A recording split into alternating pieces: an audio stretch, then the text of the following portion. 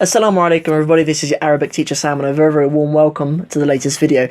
In this video what I just wanted to do is put together a very brief explanation of how my online tuition works, how you can inquire about it, and just the sort of equipment that I use and the sort of process that you would need to go through if you wanted to be one of my private students, inshallah. So we'll start off perhaps with the equipment, the things that I use and actually how we go about it. So as you'll notice here, I have one of these little pen tablets. And I use one of these to write on my screen. So if I have a student over Skype, that's another important thing. It's all run through Skype. If you'd like lessons and you only need a Skype account, that's all you need. And basically, I can share my screen with you like this. I'll put either on one of the sides. I'll put up sort of what you would see if you're one of my students. So you'll see my screen, and I actually use a software called Omnidazzle, which allows me to do this. Allows me to write on the screen. You can see me writing my hello, often with my students, especially if I'm teaching the kids. I teach children from ages sort of 6 or 7 upwards, actually. If I see their face on the Skype, I often do a little moustache on them as well. I often get a laugh out of that. It helps to break the ice. Yeah, so I use a software called Omnidazzle, as I say, and then I'm writing on my Wacom Bamboo tablet. So that's how I can write on my screen. Obviously, I can write in English, I can write in Arabic, I can write in a number of different colours with the software as well, which helps me to annotate if we're doing a GCSE paper. We can work through a GCSE paper and I can annotate on it. If we're doing a poem like this, then it helps me to annotate on it as well. I have a little microphone, I have a little Samsung Go mic. I don't even know if I actually need this, because obviously all laptops have built-in microphones pretty much.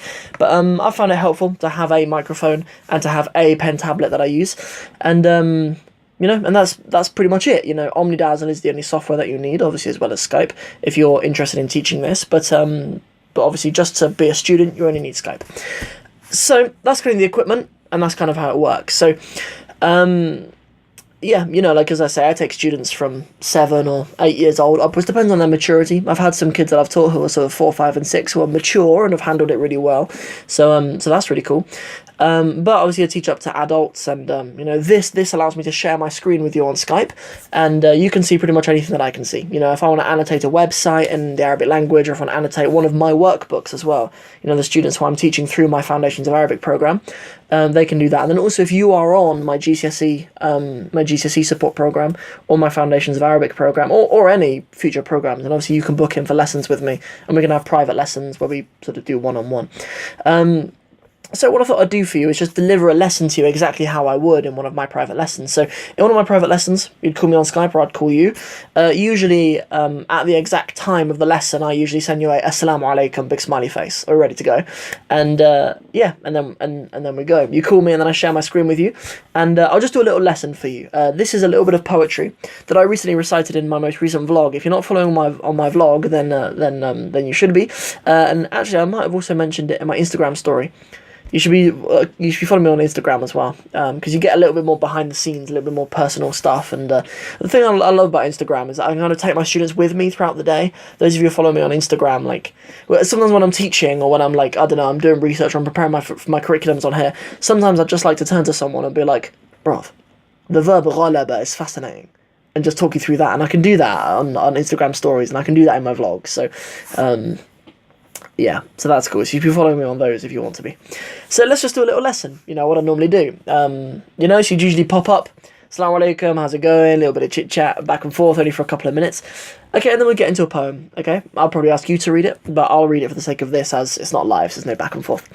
جَلَسَتْ وَالْخَوْفُ بِعَيْنَيْهَا. Those of you are probably familiar with this fi'l madi, this past tense verb, jalasa, means to sit down. So she sat down. وَالْخَوْفُ. Those of you who know Surah Al-Quraysh, you'll probably be familiar with the word khawf. It means fear. Okay, so fear is bi aynayha. Okay, there's a few little bits and bobs going on in there. There's our bi, which means sort of by most of the time. Ayn, which in this context means an eye.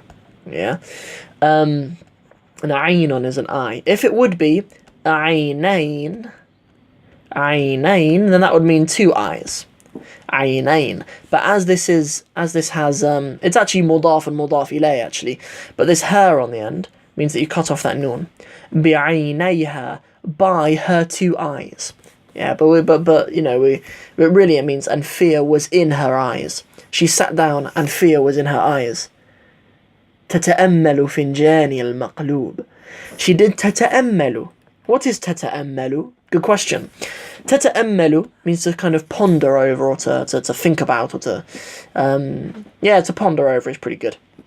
Finjani. So this word finjan, I don't think it's an Arabic word originally. It might be a Turkish or a Persian word originally. It just means a cup. You know, if you ever go to an Arab country, you might ask for a finjan qahwa law samahat. You might ask for a cup of coffee, please. So finjan, and then this E on the end means my. You know, you add E on the end of pretty much anything, it ends up being my. So, you know, qalam is a pen, but qalami means my pen. So she kind of pondered over my cup. Al-maqloob. Al-maqloob comes from the verb qalaba, means to flip over. Qalaba. You might even also spot that the word qalb means a heart in Arabic. Sometimes I do little illustrations as well. Some of my students will testify how horrible they are. But sometimes I try to express my artistic side and do little illustrations as I go along. Some people enjoy them. Some of them don't. But and the ones who don't are a little bit too honest for my liking, actually. But so the word qalb means a heart. What on earth does qalb have to do with something being qalaba, something being flipped over? Is that actually Allah Azza wa Jal can flip the hearts, obviously. So that's kind of in line with the dua that you often recite in sujood. Allahumma muthabbit al-qulub, thabbit qalbi ala hadha ad-din. It's about to do with firming your heart on the religion. So if something is maqloob in the maf'ul pattern, it means it's passive. It has had that done to it. So if it's maqloob, it means it has been flipped over. The cup that's been flipped over. Some of you who have maybe been to Palestine, or you've learned a little bit of Palestinian Arabic, you might have heard of a food called maqlooba, or ma'looba in al-lahja al-Palestiniya. Maqlooba. And the reason why it's called maqlooba is because it's kind of a rice dish. You usually make it with either lamb or chicken, I think it's usually made with, and then other bits and bobs in there, and you flip it over onto the plate, and it's like a dome of rice, and that's why it's called maqlooba. So that's a little bit about the word qalb. Often, if the students like it, sometimes I'll just go off on how amazing one word is, because we can just extract so much from one word sometimes. Like, I absolutely love it. The other day, one of my students called Chris, he's had a few shout-outs on this channel. Chris getting another shout-out. This verb, maghloob, from ghalaba, to defeat. So if someone's maghloob, they have been defeated. It's in Surah Ar-Rum as well, when Allah Azza wa Jalla says, Alif Lam Mim, ghulibat ar-Rum. في أدنى الأرض وهم من بعد غلبهم سيغلبون. That's a good little couple of ayahs for the verb ghalaba. So anyway, so that's kind of how a lesson would play out. You know, if we were doing working through a poem or something, I'd ask them to probably read. I'd do a bit of analysis, ask them some questions about it or whatever. But it works really well when I have one of my workbooks. I don't have one within arm's reach of me at the moment, actually, but some of my workbooks, I often get my students, I often send them my students for free. If they're employing me as their private tutor, I'll send them for free. But if they're not, then they need to buy it. They might have that workbook in front of them, and they're kind of doing the exercises and stuff as I'm teaching it to them. So that works really well, especially with the younger kids. If it's often difficult to teach online in a way that's engaging, but the reason why I created these workbooks is that the kids can have them in front of them, and I'm telling them to do exercise or challenge 5 or challenge 2 or whatever, or having back and forth in different type of exercises. And so that's one way that it works really well. So a lot of people are kind of averse to employing someone to tutor their kids online when they're kids, right? But it works. I have kids as young as 5. I have a student called Sahla. She's not 5. She's older than that. But she's killing it. Allahumma barik, may Allah bless her and bless her family and bless her big sister Salsabil, who started school this year, so she sacked me. I'm not teaching Salsabil anymore, but still teaching her younger sister Sahla. May Allah bless her. But she's smashing it, and Salsabil was smashing it as well, and she was being taught by me too. And they're both young girls, primary school age girls, and I taught them online for a long time, and they're killing it. They've got a really good grasp on Arabic grammar, a really good broad breadth of vocabulary. So yes, that's really cool. So that's how the tuition works. That's how it runs. As I say, all you need is a Skype address. And, usually I'm fully booked. But, I usually, I only take 15 students online at a time. Because obviously I have my commitments to my students here in Cornwall. Obviously my commitments to my YouTube audience and stuff like that too.